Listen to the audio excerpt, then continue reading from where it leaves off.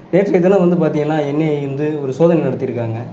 குறிப்பா யூடியூபர்ஸ் வீடியோலயா சோதனை நடத்தியிருக்காங்க. இது வந்து தற்சமயம் வந்து வரக்கூடிய தேர்தல் நேரங்கள்ல, அ நாம் தமிழர் கட்சிய வந்து ஒருவேளை மிரட்டி பார்க்குற மாரி பண்றாங்களா? இல்ல அவங்களுக்கான ஒரு ப்ரமோஷனா இது இருக்குமே நெனச்சுக்கிறதா? அத எப்படி எடுத்துக்கிறது நம்ம? சாதியை ஒழித்து விட்டால் தமிழ் தேசிய விடுதலை அடைஞ்சிடாது. தமிழர்கள் தனக்கான தமிழ் குடிகளுக்குள்ள இணக்க அரசியல் ஒன்றுதான் தமிழர் தேசியத்தை விடுதலை அடைய முடியும்.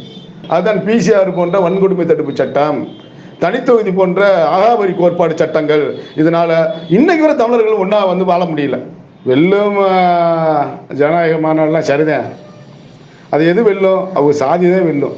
ஜனநாயகம் வெல்லுமா? தனித்த தமிழ்நாடு வேண்டும் என்ற கோரிக்கையோடு அமைக்கப்பட்ட தமிழ்நாடு விடுதலை படையின் ஒரு அங்கீகாரம் அவர் எங்கேயுமே மறுத்ததெல்லாம் கிடையாது. அவர் இன்னைக்கு வரை சொல்றாரு, மற்றவர் கூட ஏமாத்தல. அவரு நாங்க இப்ப என்னோடத்துல எப்படி இருக்கு, ஒரு ஆக சிறந்த தமிழ் தேசியவாதி இந்த நாட்டினுடைய முதல்வராக இருந்தா எப்படி இருக்கும்னு நினைக்கிறோம். அது அண்ணன் வேல்முருகனா இருந்தா கூட நம்ம சந்தோஷப்படுவேன். தமிழ் தேசிய குடியரசு அமைக்க வேண்டும் என்ற எண்ணம் வந்து அந்த தமிழர் தேசியம் பேசுவார்கள். தமிழ் தேசியம் பேசுறவர்கள் அப்படியே இல்லை. அவங்க யாரோட வேணாலும் எப்படி வேணாலும் கூட்டணி அமைத்துக் கொள்வார்கள். அந்த திராவிடம் என்பதே பொய்யான பின்பு அவன் ஆட்சியும் அப்படித்தான் இருக்கும். அப்ப எல்லாமே ஒரு மாடல் தான், ஒரு கனவுகள் தான், ஒரு நாள் கலைக்கப்படும். வர இருக்கக்கூடிய நாடாளுமன்ற தேர்தலில் வந்து பாஜகவினுடைய வாக்கு சதவீதம் வந்து அதிகரிக்கும் நினைக்கிறீங்களா, இல்லை குறையும் நினைக்கிறீங்களா? இல்லை, பாஜக வந்து ஓட்டுக்களை வந்து திருட செய்யறது மாதிரி தான் அந்த உடைய கணிப்பு. மீண்டும் மறுபடியும் பாஜகவே ஆட்சிக்கு வரும்னு நினைக்கிறீங்களா? நாடு நாசமா போயிடும். விஜய் அவர்கள் வருவது வந்து நாங்கள் வந்து பாராட்டுகிறோம். அதனால நாங்கள் வந்து அதை புறந்தள்ள விரும்பல. ஏன்னா தமிழ் தேசிய அரசியல் வந்து ஒரு வெற்றியில இருக்கிறது. அதை யார் நிரப்புகிறது? அப்ப அதுதான் கேள்வியாக நம்ம கொண்டு போகணும். அதை பிரபாகரன் கலைக்கூடம் நேயர்கள் அனைவருக்கும் வணக்கம். நாம் இன்னைக்கு சந்திக்கக்கூடிய தமிழ் தேசிய போராளி, தாய் தமிழர் கட்சியினுடைய நிறுவனர் மற்றும் தலைவர் அண்ணன் PM பாண்டியன் அவர்களை சந்திக்க வந்திருக்கோம். அண்ணா வணக்கம். வணக்கம். வணக்கம். தாய் தமிழர் கட்சி, அந்த கட்சியினுடைய கொள்கை என்ன? தமிழ் உறவுகளுக்கு வணக்கம். தாய் தமிழர் கட்சியினுடைய தலைவர் பீமா பாண்டியன். தாய் தமிழர் கட்சி தொடங்கப்பட்டு 2019 தொடங்கப்பட்டு கிட்டத்தட்ட 5 ஆண்டு காலங்களாக நாங்கள் பணியாற்றி வருகிறோம். தமிழ் தேசிய விடுதலைக்காகவும் தமிழர் நலனுக்காகவும் தொடர்ச்சியாக களத்தில் பணியாற்றி வருகிறேன். தாய் தமிழர் கட்சி என்பது 2019 துவங்கப்பட்டது மட்டுமல்ல. நான் 1993 காலகட்டத்தில் தமிழக ஒடுக்கப்பட்டோர் விடுதலை இயக்கத்தில் இருந்து பயணித்தவன். தமிழ் தேசிய அரசியலை நன்கு கற்றறிந்தவன். தமிழ் தேசிய விடுதலைகளை பற்றி ரொம்ப அறிந்து கொண்டவர்கள் நாங்கள். ஆகையால் தான் இந்த பணிகளை செய்து கொண்டு வருகிறோம். தாய் தமிழர் கட்சியுடைய அடிப்படை நோக்கம், தமிழ்நாட்டில் பூர்வகுடி தமிழர்கள் மட்டுமே இந்த மண்ணை ஆட்சி அதிகாரம் செய்ய வேண்டும் என்பதுதான் தாய் தமிழர் கட்சியினுடைய தலையாக ஒரு நோக்கமாக வைத்துக் கொள்கிறோம். அதுபோக இந்திய அரசியல் என்ற அரசியல் சட்டம் என்ற ஒரு அமைப்பிலிருந்து தமிழர்கள் ஒவ்வொரு தேசிய இனங்களும் விடுதலை பெற வேண்டும். ஒவ்வொரு தேசிய இனங்களின் சிறைக்கூடம்தான் இந்தியா என்பது தமிழரசனுடைய ஒரு கோரிக்கையாக வைத்திருந்தார். இந்தியா நம்மளை அடிமைப்படுத்தி வச்சிருக்கின்ற ஒரு நாடாக அது இருக்கிறது. அது உடனடியாக அதிலிருந்து நம்ம விடுபட வேண்டும். ஒவ்வொரு தேசிய இனங்களும் தனக்கான அதிகாரங்களோடு அது விடுதலை அடைய வேண்டும். தனக்கான மொழி, பண்பாடு, நாகரிகம், கலாச்சாரம் போன்ற ஒட்டுமொத்த ஆளுமைகளோடு தனித்த ஒரு நாடாக அங்கீகரிக்கப்பட வேண்டும் என்பதுதான் தாய் தமிழர் கட்சியினுடைய ஒரு அடிப்படை கோரிக்கையாக வைக்கிறோம். தொடர்ச்சியாக களத்தில் நிற்கிறவர்கள் நாங்கள். இதுவரை அரசியல் ஒரு பார்வையோடு இல்லாதவர்கள் இருந்தும் ஒவ்வொரு நிகழ்வுக்கும் தமிழர்களுக்காக வரும் துன்பங்களுக்கு எதிராக தொடர்ந்து களத்தில் நிற்கிறோம். வரக்கூடிய நாடாளுமன்ற தேர்தலில் உங்கள் கட்சி சார்பாக வேட்பாளர் யாரையும் நிறுத்துறது மாதிரி எதுவும் இருக்கா, திட்டம் எதுவும் இருக்கா? இல்லை, அப்படி எங்களுடைய கட்சி சார்பாக யாருக்கும் ஆதரவு அளிக்கிற நிலைப்பாடில் எதுவும் இருக்கீங்களா? ஐயா, நாடாளுமன்ற தேர்வு என்பது ஒரு வெற்றி கூச்சலாகத்தான் நாங்கள் நினைக்கிறோம். இந்தியா என்பதே ஒரு பொம்மை, ஒரு அரசாங்கத்தான் நினைக்கிறோம். ஏன் இந்திய அரசு என்பது ஒவ்வொரு தேசிய இனங்களும் அடிமைப்படுத்தி வைத்துக் கொண்டிருக்கிறது. அதில் நாடாளுமன்றத்தில் தேர்ந்தெடுக்கப்பட்டவர்கள் அங்கே போய் அவனால் ஒன்றும் செய்ய போறது கிடையாது. அவனுடைய மாநிலத்திற்கான உரிமைகளை கூட அவனால் பெற்றுத்தர முடியாது. அப்படி எத்தனையோ சொல்லிக்கொண்டே போகலாம். அதுபோக இந்த மாநிலத்தில் நம்முடைய பங்கீடை கூட அவர்கள் வாங்கி கொள்கிறார்கள், திருப்பி தர மறுக்கிறார்கள். அதை கூட அவங்களால கேட்க முடியாது. இந்த தமிழ்நாட்டில் பொறுத்தளவில் 39+1 40 பேர் அங்கே பார்லிமெண்ட் உறுப்பினராக இருக்காங்க. அது ஒரு நேமனட் எம்பிகளாக இருந்தாலும் தமிழ்நாட்டினுடைய நலனை அது ஒருபோதும் தேடித்தரவும் அவங்களால் முடியவில்லை. அது வெறும் ஒரு குரலாகத்தான் அந்த பார்லிமெண்ட் ஒழிக்கிறார்கள் சார். அப்படி திட்டங்களோ சட்டங்களோ எதுவும் நிறைவேற்றப்படாது. ஆனால் பார்லிமெண்ட் எலெக்ஷன் என்பது ஒரு ஆகாவரிய கோட்பாடாக நான் கருதுகிறேன். தமிழ் தேசியம் பற்றி உங்களுடைய கருத்து என்னவா இருக்கீங்க? தமிழ் தேசியத்தில் 2 கூறுகள் இருக்குது. ஒன்று தமிழ் தேசியம், இன்னொன்று தமிழர் தேசியம். இந்த தமிழ் தேசியம் பேசுபவர்கள் ஆரியத்தோடும் இணைந்து கொள்வார்கள், திராவிடத்தோடும் இணைந்து கொள்வார்கள், தலித்தோடும் இணைந்து கொள்வார்கள், கம்யூனிசம் சித்தாந்தத்தோடும் இணைந்து கொள்வார்கள். அது தமிழ் தேசியவாதிகளுடைய சித்தாந்தம். தமிழர் தேசியவுடைய சித்தாந்தம் அடித்தளத்திலேயே அவன் ஒரு நாட்டினுடைய மண்ணின் மைந்தன் தான் இந்த ஆட்சி அதிகாரத்தில் அமர வேண்டும் என்று எண்ணம் கொண்டவன் தான் அந்த தமிழர் தேசியம் பேசுபவர். அவன் தமிழர் தேசத்தை எப்படி அங்கீகரிக்க வரவேற்படுத்துகிறான்? அவன் தாய்மொழி, தந்தை மொழி, வீட்டு மொழி, பேச்சு மொழி, அவன் தமிழராக இருக்க வேண்டும். இந்த நாட்டை, இந்த தமிழ்நாட்டை தமிழ் தேசிய குடியரசு அமைக்க வேண்டும் என்ற எண்ணம் உள்ளவன் தான் அந்த தமிழர் தேசியம் பேசுவார்கள். தமிழ் தேசியம் பேசுபவர்கள் அப்படியே இல்லை. அவங்க யாரோட வேணாலும் எப்படி வேணாலும் கூட்டணி அமைத்துக் கொள்வார்கள். அதனால் எங்களுக்கு தமிழ் தேசியத்தின் மீது ஒரு பார்வை இல்லை. தமிழர் தேசியம் மீது மிகப்பெரிய எங்களுக்கு ஒரு பிடிப்பு இருக்கிறது. சரிங்க, இப்போ நடந்துகிட்டு இருக்கக்கூடிய திராவிட முன்னேற்ற கழகத்தினுடைய ஆட்சியை நீங்கள் எப்படி பார்க்குறீங்க? அது பெரிய வெட்கக்கேடான ஒரு ஆட்சி. இதை நாடே அறிந்த விஷயம்தான். சின்ன பிள்ளைக்கே தெரியும் இவங்க எப்படி ஆட்சி அதிகாரம் பண்ணுறாங்கன்னு தெரியும். இந்த நாட்டினுடைய அத்தனை வளங்களையும் அளித்ததே இந்த திராவிட ஆட்சிகள் தான். எத்தனையோ திட்டங்களுக்கு அவங்க இந்த நாட்டுடைய அழிவு சக்தியாகத்தான் இருக்கிறாங்க. இந்த நாட்டுடைய வளத்தை உருவாக்கல. ரொம்ப காலங்களுக்கு அப்புறம் திராவிட கட்சியே வேணாம்னு சொல்லித்தான் இந்த மக்கள் நின்றாங்க. ஆனால் தற்சமயம் இந்த ஆட்சியை கொண்டு வந்தார்கள். அந்த மக்களுக்கு மீண்டும் அவர்களுக்கு சந்தர்ப்பம் கொடுப்போம், இந்த நாட்டில் நம்மளை ஒரு நல்லாட்சியை அமைப்பார்கள் என்று தான் அந்த மக்களை நினைச்சாங்க. ஆனால் அந்த மக்களுக்கு கேடான ஒரு திட்டங்களையும் சட்டங்களையும் கொண்டு இந்த நாட்டை மிகவும் பின்னடைவு செய்து விட்டார்கள். ஆகையால் திராவிடம் என்பது ஒரு பொய்யான ஒரு பின்பம். அந்த திராவிடம் என்பதே பொய்யான பின்பம் தான். அவன் ஆட்சியும் அப்படித்தான் இருக்கும். அப்போ எல்லாமே ஒரு மாடல் தான், ஒரு கனவுகள் தான், ஒரு நாள் கலைக்கப்படும். வர இருக்கக்கூடிய நாடாளுமன்ற தேர்தலில் பாஜகவினுடைய வாக்கு சதவீதம் அதிகரிக்கும் நினைக்கிறீங்களா இல்லை குறையும் நினைக்கிறீங்களா? இல்லை, பாஜக ஓட்டுக்களை திருட செய்கிறது மாதிரி தான் அந்த உடைய கணிப்பு. அதாவது இந்த ஜனநாயக ஆட்டில் கணினி முறை என்பது இருக்கக்கூடாது. ஏன்னா கணினி முறை யார் ஆட்சி அதிகாரத்தில் இருக்கிறாங்களோ அவங்களுக்கான ஒரு பயன்பாடுக்கு தான் அதை வச்சுருக்காங்க. ஓட்டுச்சீட்டுகளாகத்தான் அதை வைக்கணும். அந்த காலத்தில் ஓட்டுச்சீட்டுகளாக அதை போட்டனால தான் தமிழகத்திலிருந்து நாடாளுமன்ற பாராளுமன்றத்திலிருந்து சட்டமன்றங்கள் உள்பட அது முறையாக இருந்தது. இன்னைக்கு கணினி முறையாக மாற்றினோன்னா அவங்களுக்கு தேவையான விடயங்களை அதில் வச்சுக்கிறாங்க. அதனால கணினி முறை இருந்தால் அந்த ஓட்டு அந்த ஃபார்முலாவை கைப்படுத்த நிறுத்தால் மீண்டும் பாஜக தான் வரும். அதை முக்கியமாக துறக்கப்பட வேண்டும். ஓட்டு, அதாவது சீட்டு மூலியமாக மக்களை வாக்களிக்க வேண்டும் என்று சொன்னால் ஜனநாயகம் நிலைக்கும். வருகிற நாடாளுமன்ற தேர்தலில் எந்த கட்சி ஆட்சி அமைக்கணும்னு நீங்க நினைக்கிறீங்க? நாடாளுமன்றத்தில் அது கூட்டாட்சி தத்துவத்தில் தான் வரும்னு என்னுடைய அது பார்வையாக நான் வச்சிருக்கிறேன். அதாவது பாஜக, காங்கிரஸ் அது போக இன்னும் ஒரு கூட்டமைப்பை கட்டமைக்கிறாங்க. ஒருவேளை அது தொங்கு நாடாளுமன்றமாக தான் இருக்கும். அது அதிகாரமிக்க ஒரு இதாக இருக்காது. அது மீண்டும் மறுபடியும் பாஜகவே ஆட்சிக்கு வரும்னு நினைக்கிறீங்களா? நாடு நாசமாக போயிடும். நடிகர்களே கூட சில நேரங்களில் கட்சி ஆரம்பித்து காணாமல் போன வரலாறுலாம் உண்டு, பார்த்துருக்கோம். நம்ம நேற்றைய தினம் நடிகர் விஜய் ஒரு கட்சி ஆரம்பிச்சிருக்காரு.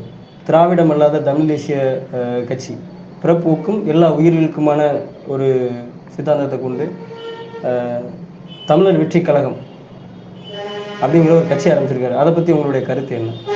தமிழ்நாட்டில் இதுவரை நடிகர்கள் தான் ஆட்சி செஞ்சு வந்திருக்காங்க. கலைஞர் கூட ஒரு திரைப்படத்துறையில் இருந்தவர் தான். அதுக்கு பின்னாடி வந்த எம்ஜிஆர், அதுக்கு பின்னாடி வந்த ஜெயலலிதா, அதுக்கு பின்னாடி வந்தவர்கள்லாம் திரைப்படத்துறையில் இருந்து வந்தவங்க தான். அந்த ஃபார்முலாவை இதுவரை அதை வச்சுருக்காங்க.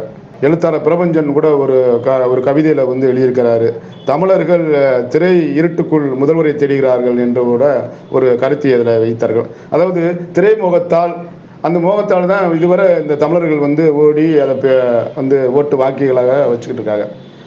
விஜய் அவர்கள் வருவது நாங்கள் பாராட்டுகிறோம். அதனால நாங்கள் அதை புறந்தள்ள விரும்பலை. ஏன்னா தமிழ் தேசிய அரசியலில் ஒரு வெற்றியில இருக்கிறது.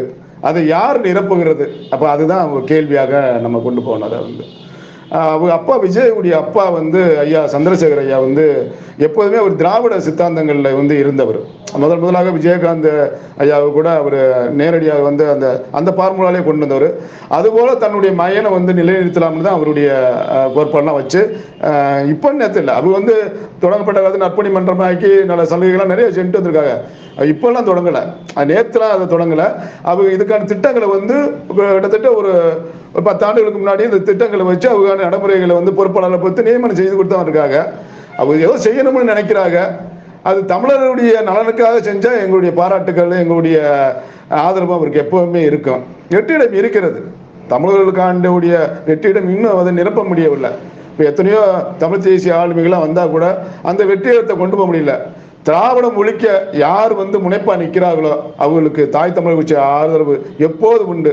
அது அன்புக்குரிய சகோதரர் விஜய் வந்து நாளையே திராவிடத்துக்கு எதிராக தமிழ் தேசிய அரசியலுக்காக நலனுக்காக அவர் வந்து முன்னணியில் நின்றா கண்டிப்பான முறையில் எங்களுடைய ஆதரவு எப்போதும் அவருக்கு உண்டு. அவருடைய வருங்காலத்திற்காக நாங்கள் உதவிகளாகவும் இருப்போம்.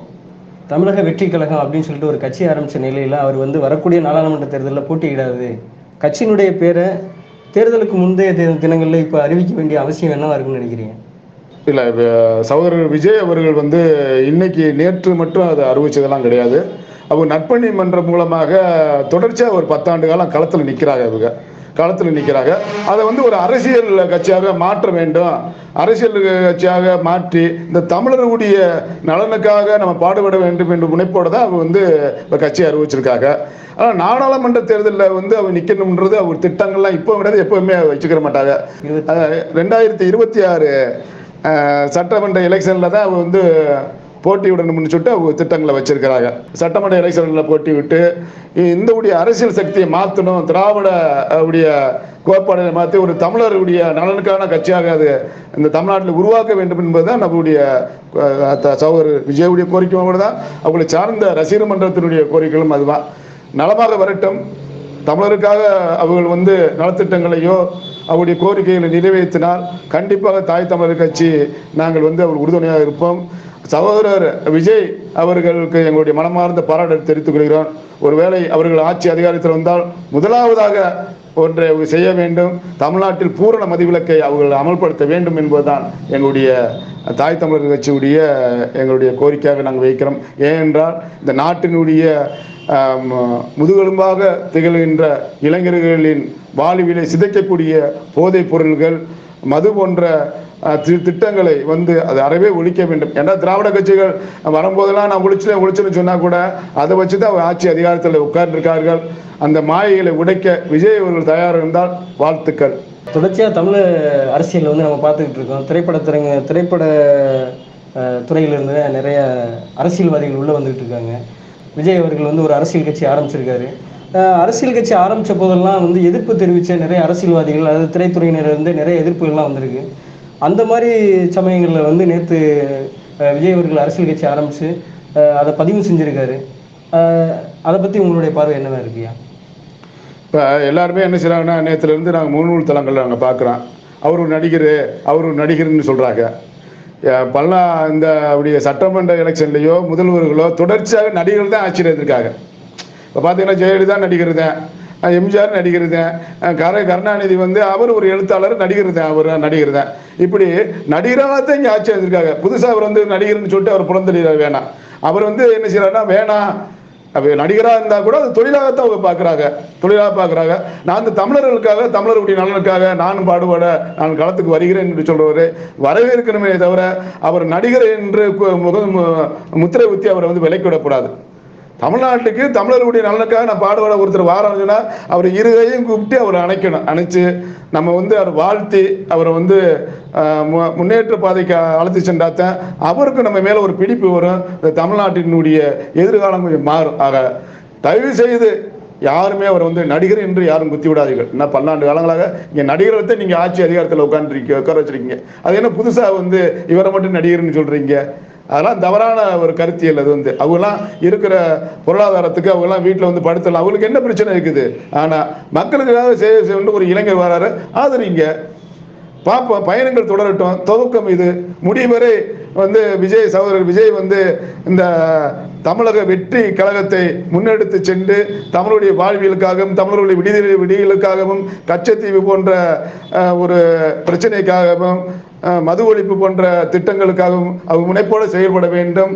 வந்தவர்களெல்லாம் இங்கே நுழைந்து இந்த மண்ணை சுரண்டி திங்கும் அந்நீரிலிருந்து விடுபட வைக்க வேண்டும். இதுதான் ஐயா விஜய்க்கு நாங்கள் வைக்கும் கோரிக்கையாக வைக்கிறோம். பெரும்பாலும் சமூக வலைதளங்களில் வந்து நாம் தமிழ் கட்சி வந்து பிஜேபியினுடைய பி டீம் அப்படிங்கிற மாதிரி பார்த்துருப்போம். நிறையா வலைதளங்களில் வந்து இவங்க வந்து ஆர்எஸ்எஸ்னுடைய கைக்கூலி, பிஜேபியினுடைய பி டீம் அப்படிங்கிற மாதிரி பார்த்துருப்போம். நேற்றைய தினம் வந்து பார்த்தீங்கன்னா என்ஐஏ வந்து ஒரு சோதனை நடத்தியிருக்காங்க. குறிப்பாக யூடியூபர்ஸ் வீடியோலையா சோதனை நடத்தியிருக்காங்க. இது வந்து தற்சமயம் வந்து வரக்கூடிய தேர்தல் நேரங்களில் நாம் தமிழ் கட்சியை வந்து ஒருவேளை மிரட்டி பார்க்குற மாதிரி பண்ணுறாங்களா, இல்லை அவங்களுக்கான ஒரு ப்ரொமோஷனாக இது இருக்குமே நினச்சிக்கிறதா, அதை எப்படி எடுத்துக்கிறது நம்ம?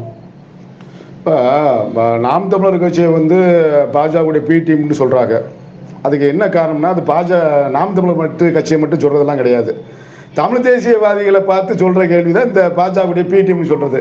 ஏன் அப்படி சொல்ல வராங்கன்னா, நாங்கள் முழுமையாக வந்து திராவிடத்தை எதிர்க்கிறவங்க.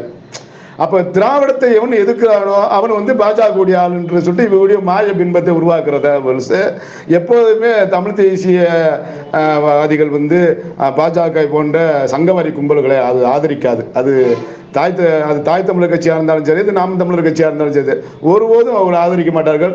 இது திராவிடவாதிகள் எங்கள் மீது சேரை வாசி அடிக்கிறது கதை தான் இந்த இது. அதனால வந்து இந்த திராவிடம் இந்த வேலைக்கெல்லாம் ஒரு இதாகாது.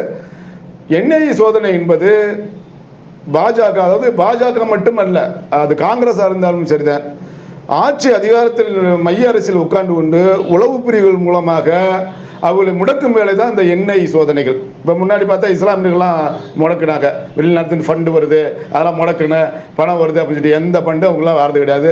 ஏன்னா எந்த ஃபண்டு வராத அளவுக்கு மைய அரசு அதை முடக்கிருச்சு. அது மைய அரசுக்கும் தெரியும், வராது நிதிகள்லாம் வராதுன்னு தெரியும். ஆனால் தொடர்ச்சியாக வந்து நாம் தமிழர் கட்சி வந்து நேரடியாகவே வந்து திராவிடத்தை வந்து சாடும் போது அது வந்து இவங்க வந்து சொல்றாங்க பி டீம்னு சொல்றாங்க. அதை பாஜக எப்படி எடுத்துக்கிறதுனா, ஒருவேளை நாம் தமிழர்கள் நம்ம கையகப்படுத்திக்கலாம், இல்லை என்ன நாம் தமிழர் இல்லாம வைக்கிறணும், நம்மளுக்கு எதிரான ஒரு நிலைப்பாட்டை உருவாகிருக்க கூடாதுன்றதுக்காக தான் இந்த என்ஐஏ சோதனை. அதாவது இதில் 2 காய்களை நிறுத்துவார்கள் வந்து மைய அரசு. ஒன்று, என்ஐஏ சோதனை மூலியமாக அவளை வந்து தன் வசப்படுத்திக்கிறதோ, இல்லை அப்படி இல்லை என்றால் அவளை வந்து சுத்தமாக முடக்கி விட்டுறது. ஏன்னா அவன் என்ன நினைப்பேன்னா, திராவிடத்தை எதிர்த்த அடுத்த அடி வந்து ஆர்எஸ்எஸ் தான் அவங்க வந்து சாடுவாங்க. இப்போ இரு கூறுகளை தான் சாடியா இருக்கணும். ஒன்று ஆரியம், திராவிடம், இந்த 2 தமிழ் தேசியவாதிகள் வந்து எதிர்க்கக்கூடிய சக்திகள் அது. அப்போ இந்த மாதிரி தமிழ் தேசியவாதிகளை முடக்கிறது அது ஆரியத்துக்கும் சரி இந்த திராவிடத்துக்கும் சரி. இது போன்ற இங்கே வச்சுக்கிட்டு ஏதாவது ஒன்று மாநில அரசு ஏதாவது ஒன்று சோதனை என்ற பெயரில் முடக்கிறது, இந்த மைய அரசு என்ஐஏ சோதனை என்றது ஏதாவது முடக்கிறது, இது போன்ற இதுகள்லாம் நடக்கும். அதெல்லாம் பயனற்று போயிடும். அதெல்லாம் வந்து எந்த விதமான ரெக்கார்டுனால இருக்காது. ஏன்னா எந்த நிதியும் எங்கேயும் கொடுக்க மாட்டா என்பது மைய அரசு நல்லா தெரியும், அங்கே உள்ள உளவு பிரிவுக்கும் நல்லா தெரியும். ஏன்னா எந்த ஃபண்டுகளும் தமிழ்நாட்டில் ரிலீஸ் ஆகலை. அவங்க தனக்கான நிதிகளை வச்சு அதை போராடிக்கிட்டு இருக்காங்க. அதை வந்து இவங்க வேற திட்டங்களோட முடக்க பார்க்குறாங்க. ஆக நாம் தமிழர் என்ற கட்சியை வந்து அழிக்கும் நோக்கோடு செயல்பட்டு கொண்டிருப்பது அந்த என்ஐஏ சோதனை. சாதி ஒழிப்பே மக்கள் விடுதலை அல்லது தமிழக விடுதலைன்னு கூட உங்கள் கொள்கையை வச்சுருக்கீங்க. சாதிவாரி கணக்கெடுப்புங்கிறது வந்து எந்த மாதிரி பார்க்குறீங்க நீங்கள்? அது வந்து மக்கள் நலனுக்கு ஏற்புடையதாக இருக்குன்னு நினைக்கிறீங்களா, இல்லை எப்படி நினைக்கிறீங்க? ஐயா, நாங்கள் கட்சி ஆரம்பிக்கும் போது சாதி ஒழிப்பே தமிழ் தேசிய விடுதலை தான் வச்சோம் முதல்ல. அதான் நினைவாக வச்சோம். ஆனால் சாதி ஒழிப்பு என்பது பிற மொழியாளர்கள் ஒளிந்து கொள்ளும் மறைவிடம். இதுதான் சாதி ஒழிப்பு. சாதி ஒழிச்சுட்டா எப்படி தமிழர்கள் ஆட்சி அதிகாரத்துக்கு வர முடியும்? ஒருபோது வர முடியாது. ஏன்னா எல்லாருமே தமிழர்கள் தான் சொல்றான். கிட்டத்தட்ட 320, அதாவது தமிழர்கள் பேசக்கூடியவர்கள் 120 பேர் தான் இருக்கிறாங்க தமிழ்நாட்டுக்குள்ள. ஆனா 325 சாதிகள் அதுக்குள்ள இருக்குது. கேட்டா நான் தமிழர் நாம சொல்றேன், அப்படிலாம் கிடையாது. இதுதான் சாதி ஒழிப்பினுடைய ரகசியம். சாதியை ஒழித்து விட்டால் தமிழ் தேசிய விடுதலை அடைஞ்சிடாது. தமிழர்கள் தனக்கான தமிழ் குடிகளுக்குள்ள இணக்க அரசியல் ஒன்றுதான் தமிழர் தேசியத்தை விடுதலை அடைய முடியும். இப்போ ஒரு பின்பம் வச்சுக்கோ, சாதிவாரி கணக்கெடுக்க எடுப்புறோம். இப்போ சாதிவாரி கணக்கெடுப்பு நாங்கள் வந்து ஆதரிக்கிறோம். அதாவது சட்டநாதன் கமிஷனில் ஏற்கனவே சொல்லியிருந்தாங்க, சட்டநாதன் கலைஞர் கருணாநிதி இருக்கும்போது சாதிவாரி கணக்கெடுப்பை முன்னிறுத்தி சட்டநாதன் கமிஷனை வந்து போட்டாங்க. சட்டநாதன் கமிஷன் 300 பக்க அறிக்கையை தாக்கல் செஞ்சிருக்காங்க. அதுல கருணாநிதி சாதியான இசை வேளாளர் பேரு இல்ல. ஏன்னா அவங்க தெலுங்கு. ஏன்னா சட்டநாதன் கமிஷன் என்ன சொல்றது, தமிழ் குடிகள்லாம் எடுத்து சொல்றாங்க. அப்ப பிற மொழியாளர்லாம் வெளியே போக வேண்டிய சூழல் இருந்தனால சட்டநாதன் கமிஷனை திட்டமிட்டு முடக்கப்பட்டாரு கருணாநிதி. அதை மீண்டும் உயிர்ப்பட கொண்டு வரணும். தமிழ்நாட்டில் சாதிய வரி கணக்கெடுப்பு எடுக்கணும். தமிழ் சாதிகளை தவிர மாற்று சமூகத்தை வந்து வெளியேறணும். ஏன் வெளியேறணும்னு சொல்றோம்னா 1956 மொழி வழி மாநிலங்களாக பிரிக்கப்பட்ட போது அவர்கிட்ட ஒரு மாநிலங்கள் பிரிக்கப்பட்டு அவனுக்கு உள்ள அங்கீகாரத்தை தேடி போயிட்டாங்க. இப்ப நம்மளுக்குன்னு ஒரு தொகை கொடுத்தாங்க. அதாவது இப்ப தமிழ்நாட்டுக்கு ஒரு மொழி வழியா பிரிச்சு நம்ம நிற்கிறோம். இப்போ கேரளாவுக்கு மொழி வாரியை பிரிச்சு அவங்க போயிட்டாங்க, ஆந்திராவுக்கு மொழி வாரி பிரிச்சு அவங்க போயிட்டாங்க, கர்நாடகத்துக்கு மொழி வாரி பிரிச்சு போயிட்டாங்க. இது என்ன சிக்கல்னா எல்லா மாநிலத்திலையுமே அந்த பூர்வகுடி மண்ணின் மக்களுக்கு வந்து இப்போ கர்நாடகத்தில் 80% மக்கள் தான் பூர்வகுடி மக்களுக்கு தான் வேலை வாய்ப்பு. 80%. கேரளா அப்படித்தான் இருக்கு, ஆந்திராவில் அப்படித்தான். முதன்மையாக அந்த மாநிலத்துடைய மொழி பேசுறவர்களுக்கு பூர்வகுடிய மண்ணின் மக்களுக்கு தான் அதை கொண்டாந்து வச்சிருக்காங்க. ஆனா தமிழ்நாட்டில் தான் அந்த இது இல்லை. போன எலெக்ஷன்ல கூட இவரு ஸ்டாலின் சொன்னாரு, நாங்கள் ஆட்சி அதிகாரத்துக்கு வந்துட்டா தமிழ் மக்களுக்கு 75% மண்ணின் மக்களுக்கு வேலை வாய்ப்பு கல்வி எல்லாத்துக்கும் முன்னுரிமை கொடுக்கணும்னு சொன்னாரு. இன்னைக்கு வரை அந்த திட்டத்தை வந்து அவர் கொண்டு வரல. அப்ப என்ன நாங்க நினைக்க வேண்டியிருக்கு, நீ பிறப்பால ஒரு தெலுங்கர்னு சொன்னதுனால நீ மற்ற சமூகத்தை கொண்டாந்து நீங்க இழுத்து விட பாக்குற நீ கொண்டாண்டு. அப்ப எங்க பூர்வகுடிய நிலப்பரப்புகள் இங்கே அழிஞ்சிருது. என் பிள்ளையெல்லாம் நீ கல்வி இழந்து போய் தர்றேன். 24 காலேஜ் மெடிக்கல் காலேஜ் எங்கிட்ட இருக்குது, யூனிவர்சிட்டி இருக்குது. இந்தியாவிலேயே அதிக கல்லூரி யூனிவர்சிட்டிகள் மெடிக்கல் காலேஜ் இருக்கிறது வந்து நம்ம தமிழ்நாட்டில் இருக்குது. இதெல்லாம் அழிக்கு நோக்காடு. பிற மொழியாளர்கள் தான் இன்னைக்கு கல்வி நிறுவனம்லாம் உட்காந்துருக்கேன். நம்ம பிள்ளைகள்லாம் இன்னைக்கு போய் இன்னைக்கு வேலை வாய்ப்பு இல்லாம இன்னைக்கு தோட்டி வேலை பார்த்துக்கிட்டு இருக்கிறாங்க. ஒவ்வொருத்தர் மில்லில் போய் வேலை பார்த்துக்கிட்டு இருக்கிறாங்க. இன்னைக்கு வந்து சித்தாளு இன்னைக்கு எம்பி படிச்சவங்க இன்னைக்கு டொமேட்டோல வேலை பார்த்துட்டு இருக்காங்க. ஏன் நம்ம நாட்டில் வேலை வாய்ப்பே இல்லையா? முதலீட்டாளர்கள் முதலீட்டு போடுறாங்க. இங்க முதலீட்டாளர் வராங்க. முதலீட்டு போகும்போது இந்த மண்ணின் மக்களுக்கு 80% வேலை வாய்ப்பு கொடுன்னு சொல்லிட்டு அந்த முதலீட்டாளர்கள்ட்ட முன்னாடி கையெழுத்து வாங்கியிருக்கணும். அவங்க தமிழ்நாட்டை சேர்ந்தவங்களுக்கு தமிழ் குடிய மக்களுக்கு 80% வேலை கொடு, பிற மொழியாளருக்கு நீ 20% வேலை கொடு. அந்த ஏன் அந்த ஒப்பந்தத்தை போட நீ மறுக்கிற? எல்லா மாநிலத்தில் அப்படி சட்டங்கள்லாம் இருக்குல்ல. நீ சாதி ஒழிப்பு பேசிக்கிட்டே எல்லாரும் எனக்கு வேணும், நாங்கள் எல்லாம் சமத்துவம்னு சொன்னா இந்த மண்ணினுடைய பூர்வகுடி மக்களுடைய நிலை கேள்விக்குறியாகி விடும். நாளை இன்னைக்கு பாத்தீங்கன்னா வட மாநிலத்திலிருந்து இன்னைக்கு கொத்தாக இன்னைக்கு அனுபவிச்சிருக்கேன். எல்லாத்துலயும் அவன் தான். யூனிவர்சிட்டியில பாருங்க, போய் ஒரு அந்த யூனிவர்சிட்டி இயக்குனர் ஒரு மலையாளியா இருப்பேன், இல்ல கன்னடா இருப்பேன், அவனாச்சும் இருப்பேன். நீ கல்லூரியில பாருங்க, முதல்வராக பாருங்க, நீங்க ரயில்வே துறையில பாருங்க, பேங்க்ல பாருங்க, எல்லா துறையிலுமே அந்நியருடைய ஆதிக்கம் தான் இங்க அதிகமா இருக்குது. தமிழுடைய ஆதிக்கம்லாம் இங்க குறைஞ்சு போச்சு. நம்ம பிள்ளைங்க நம்ம கஷ்டப்பட்டு இருக்காங்க. அப்ப சாதி ஒழிப்புன்ற கோட்பாடு தப்பான கோட்பாடு. தமிழர் குடிகளுடைய இணக்கம் தான் இந்த தமிழ்நாட்டினுடைய விடுதலை தேடி தரும். முதல்ல தமிழ் சாதிகள்லாம் ஒன்னாயிரணும். இந்த தமிழ் சாதியினுடைய ஒன்னாகிறதுக்கு சில கூறுகளை வந்து அப்படியே திட்டமிட்டு செயல்படுத்தி வச்சிருக்காங்க. அதுதான் பிசிஆர் போன்ற வன்கொடுமை தடுப்பு சட்டம், தனித்தொகுதி போன்ற அகாவரி கோட்பாடு சட்டங்கள். இதனால இன்னைக்கு வரை தமிழர்கள் ஒன்னா வந்து வாழ முடியல. ஒரு நண்பர்கள் ஒரு தேவர் வீடு, ஒரு தேவேந்திர உள்ள மக்களோ இல்ல பிற தமிழ் சாதிகளோ ஒன்னாத்தே இருக்கிறாங்க. வாழ்வியல் ஒன்னா ஒரு முதலீடு செய்கிறார்கள், தொழில் செய்கிறார்கள். ஆனால் ஒரு சிறு பிரச்சனை இருக்கும்போது இந்த பிசிஆர் என்னும் தவறானதை பயன்படுத்துறாங்க. அப்ப ரெண்டு பேருக்குள்ள நிரந்தரமாக பிரிஞ்சுக்கிறாங்க. அதுபோல தமிழர் குடிகளுக்குள்ள இணக்க அரசியலை உடைக்க பிசிஆர் கொண்ட வன்கொடுமை தடுப்பு சட்டத்தை உடனே தமிழ்நாட்டிலிருந்து நீக்க வேண்டும். இதுதான் தாய் தமிழர் உச்சிய நிலைப்பாடாக வைக்கிறோம். தனித்தொகுதி எதுக்கு? தமிழர்கள் வாழக்கூடிய பகுதியில் அது என்ன தனித்தொகுதி? என்னது தமிழருக்குள்ள என்ன பிரிவினை உனக்கு தேவை? எதுக்கு தேவை உனக்கு? தமிழருக்குள்ள பிரித்தாலும் சுடிச்சு இல்லையா? அது நாங்கள் ஒன்னாத்தே இருக்கிறோம். அது என்ன தனித்தொகுதி வந்ததுனால என்ன ஆகிடப்போகுது? தனித்தொகுதியில் எம்எல்ஏ ஆனா கூட அவன் திராவிடத்தினுடைய அடிப்படைகளாக இருக்க முடியும், திராவிடத்துக்கு கை கட்டித்தான் நிற்க முடியும். நீ பொது தொகுதிகளை நிப்பாட்டுங்க, ஏதாவது ஒரு நல்லவருக்கு ஓட்டு போடுவாங்க, அவன் திராவிடம் அல்லாதவர்களாக கூட இருப்பாங்க. அவங்க அந்த மண்ணிற்கு ஒரு நலனை தேடி தருவார்கள். ஆக ஆகாவரி கோட்பாடான அந்த சாதி ஒழிப்பு கோட்பாடுலாம் தவறான கோட்பாடு. ஏன்னா இந்த சாதி ஒழிப்பு வச்சுக்கிட்டு தான் எல்லா பேரும் வரேன். இன்னைக்கு தமிழர் எல்லாரெல்லாம் இன்னைக்கு எத்தனை சவராஷ்டிரா இருக்காங்க, நாயக்கர் இருக்காங்க, நாயுடுகள் இருக்காங்க, எல்லாமே நானும் தமிழன் தான் சொல்றேன். அதனால தமிழகத்தில் வந்து விரைவில் வந்து சாதிவாரி கணக்கெடுப்பை வந்து அமல்படுத்தணும், கொண்டு வரணும். ஏன்னா சட்டநாதனம் கமிஷனை, முடக்கப்பட்ட கமிஷனை உயிர்த்தெழுப்ப வைக்கணும், கொண்டு வரணும். சாதிவாரி கணக்கெடுப்பு எடுப்பணும். தமிழ் சாதிகள் வந்து 100, 105 சாதி தான் இருக்குது. பிற மொழியாளர்கள்லாம் வந்து அதை விட்டு நீக்கணும். என்னுடைய உரிமைகள் எங்களுக்கு வேணும், நாங்கள் படிக்கணும், நாங்கள் வாழணும், என்னுடைய சங்கதிகள் வாழணும்னா தமிழக அரசு வந்து இதை செய்யணும். செய்ய தவிர நாங்கள் ஒரு தமிழன ஆட்சி அதிகாரத்துக்கு நாங்கள் கொண்டு வருவோம். அதுக்காக தான் நாங்கள் தாய் தமிழக கட்சி நாங்கள் முனைப்போடு இருக்கிறோம். நாங்கள் இந்த நாட்டை ஒரு நாள் இந்த மண்ணின் மைந்தன் ஆள வேண்டும். அவன் தமிழ்நாட்டுக்காரனா இருக்கணும், தமிழ் குடியேற்க சேர்ந்தவனா இருக்கணும், தாய்மொழி, தந்தமொழி, வீட்டு மொழி, பேச்சு மொழி அனைத்திலையும் ஊறி எடுத்தவன் தமிழர் தேசியத்தை சேர்ந்தவனா இருக்கணும். அவனை இந்த நாட்டினுடைய அதிகாரத்துக்கு வர வேண்டும், அவனே முதல்வர் ஆக வேண்டும். இதுக்காக தாய் தமிழர் கட்சி எங்கள் உயிரை கொடுத்தாவது நாங்கள் முன்னிறுத்துவோம். இதுதான் எங்களுடைய நிலைப்பாடு. வெல்லும் ஜனநாயகம் மாநாடுன்னு சொல்லிட்டு அண்ணன் திருமா வந்து திருச்சியில் மிகப்பெரிய ஒரு மாநாடு நடத்தினார். உண்மையிலேயே அந்த மாநாடு வெற்றிகரமாக நடந்து முடிஞ்சு வெற்றியாக தான் இருந்தது. இருந்தாலும் வரக்கூடிய நாடாளுமன்ற தேர்தலில் அண்ணன் தனியாக நின்றா வெற்றி வாய்ப்பு எப்படி இருக்கும், அல்லது கூட்டணியில் தான் இருப்பாரா? நீங்கள் எப்படி பார்க்குறீங்க? வெல்லும் ஜனநாயக மாநாடுலாம் சரிதான். அது எது வெல்லும்? அவங்க சாதி தான் வெல்லும், ஜனநாயகம் வெல்லுமா? அதாவது அண்ணன் திருமாவளவன் வந்து தமிழர் குடியை சேர்ந்தவர் தான், ஆனால் அவர் தலித்திய கோட்பாட்டில் நிற்கிறாரு. ஒன்று. ரெண்டாவது, மைய அரசுக்கு அவர் துணையாக நிற்கிறாரு, மாநில அரசு திராவிட அரசுக்கும் துணையாக இருக்கிறாங்க. அது எப்படி ஜனநாயகம் வெல்லும்? ஜனநாயகம் வெல்லாது, ஜனநாயகம் படிவிலையாது. இந்த ஆரியத்தை விட, திராவிடத்தை விட தலித்திய கோட்பாடு ரொம்ப அபாயகரமான கோட்பாடு. ஆரியத்தை சீக்கிரம் எதிர்த்து நம்ம வெற்றி கொள்ளலாம், திராவிடத்தை எதிர்த்து வெற்றி கொள்ளலாம், ஆனால் தலித்தியத்தை எதிர்த்து போராடும் என்பது சவாலான ஒரு விஷயமாகத்தான் நாங்களே இப்போ வந்து யோசிச்சுக்கிட்டு இருக்கிறோம். என்னடா செய்ய போறோம்னு அடுத்த கட்டத்துக்கு. ஏன்னா அந்த தலித்தியம் என்ன செய்யுதுன்னா, இந்த ஆரியத்துக்கும் இந்த திராவிடத்திற்கும் ஓட்டு வங்கிகளை சேர்த்து கொடுக்கின்ற சிட்டுக்குருவிகளாகத்தான் இருக்குது. இதைத்தான் அண்ணன் திருமாவளவன் என்ன செய்யறாரு, இதைத்தான் அதை செய்யறாரு. இப்ப அதைத்தான் செஞ்சிருக்காரு. தமிழ்நாட்டில வந்து ஒரு தலித்திய தலைமையில வந்து அதிகாரம் பெற வேண்டும் என்பது அவருக்கு நீண்ட நாள் ஒரு ஆவலாக அதை எடுத்துக்கிறாரு.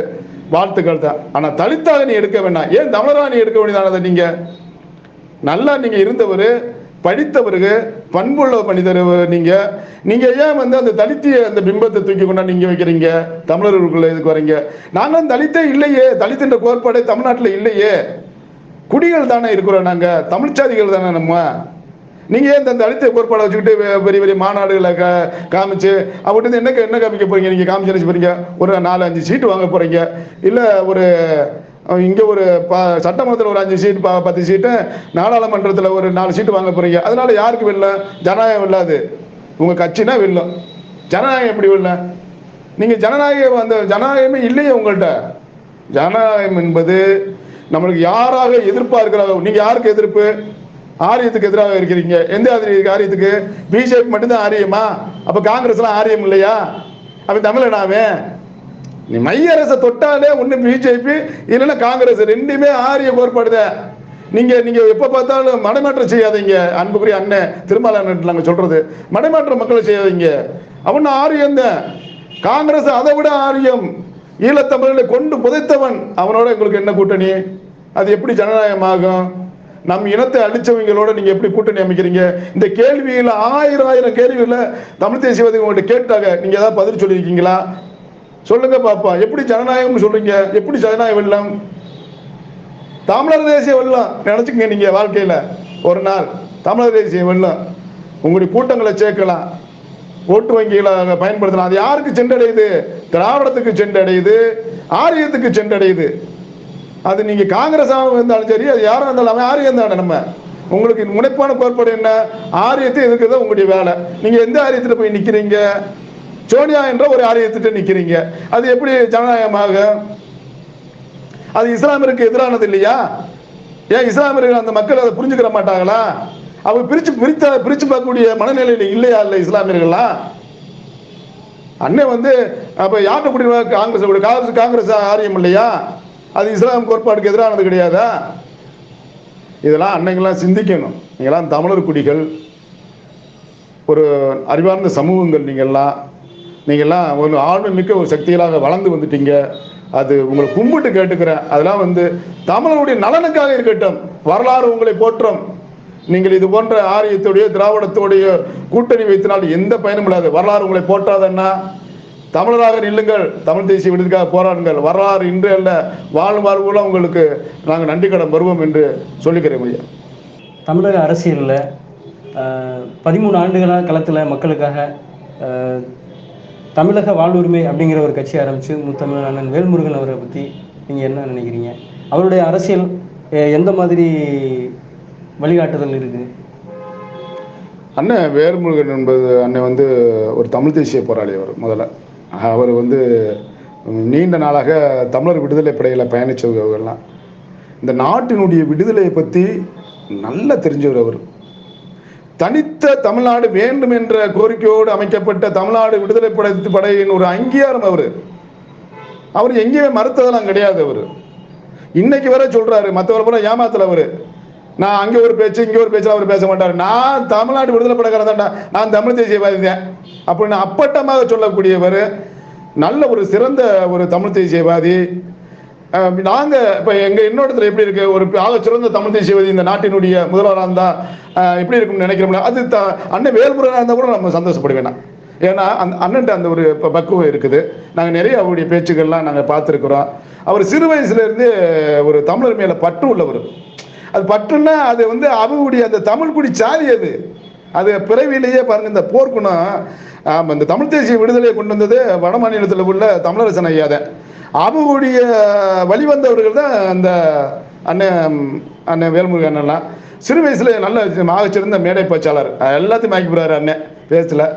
அது ஒரு பேச்சில் கூட என்னைக்குமே திராவிடத்தை கலந்தது கிடையாது, ஆரியத்தை கலந்தது கிடையாது.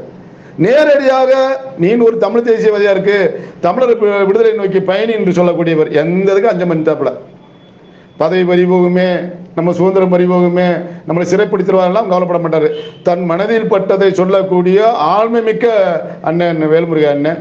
அவங்கள வச்சு நாங்கள் பெரிய மாநாடெல்லாம் போட திட்டம் வச்சுருந்தோம். அண்ணனத்தை முதன்மையாக கூப்பிட்டுருந்தோம். மாநாடு சிறு விஷயங்கள் தள்ளிப்பட்டதுனால எனக்கு அது அண்ணனை வச்சு மிகப்பெரிய ஒரு மாநாடு தாய் தமிழர் கட்சி எடுக்கும். அவங்களுக்கு நேசத்துக்குரியவங்க. நாளைய வரலாற்றில் எல்லா தமிழ் தேசிய அமைப்புகளும், அது நாம் தமிழர் கட்சியாக இருந்தாலும் சரி, தாய் தமிழர் கட்சியாக இருந்தாலும் சரி, ஐயா மணியரசனுடைய கட்சியாக இருந்தாலும் சரி, அனைத்து தமிழ் தேசிய அமைப்புகளும் சேர்ந்து அண்ணன் வேல்முருகனை முதல்வர் கேண்டிடேட்டாக அதாவது அறிவிக்கப்பட்டால் எல்லாரும் உறுதுணையாக இருப்போம் என்று நம்பிக்கை எனக்கு இருக்குது. அதில் முழுமையாக தாய் தமிழர் கட்சி இருக்கும். ஏன்னா வருங்காலத்தில் வந்து மனதில் பட்டதை சொல்லக்கூடியவர்கள் தான் இருக்கணும். வளைந்து நெளிந்து போகக்கூடியவரோட நம்ம நிற்க முடியாது. என்னுடைய பார்வைக்கு அண்ணன் வேல்முருகன் அண்ணன் வந்து நேரடியாக பேசக்கூடியவர், மனதில் பட்டதை பேசக்கூடியவர். தனக்காக இப்ப கொடுக்கப்பட்ட அரசால் கொடுக்கப்பட்ட பொறுப்பை செம்மையாக செய்யக்கூடியவர். வீட்டில் உறங்காம எல்லா இடத்துலையும் போய் பார்வை போகணும், அந்த ஒரு இது வளர்ச்சியாக. கூடுதலாக அவருக்கு வந்து இந்த முதல்வர் ஒரு அங்கீகாரம் கொடுத்தால் அதை நாங்கள் வரவேற்போம். அவருக்காக நின்று உழைக்க நாங்கள் தயாராக இருக்கிறோம். இவ்வளவு நேரம் உங்களுடைய நேரத்தை எங்களுக்காக உங்களுடைய நேரத்தை ஒதுக்கி எங்களுக்காக உங்களுடைய கருத்துக்களை பகிர்ந்தமைக்கு ரொம்ப நன்றிங்கண்ணா. நன்றிங்கய்யா. வாழ்க தமிழ், வளர்க தமிழர் தேசியம்.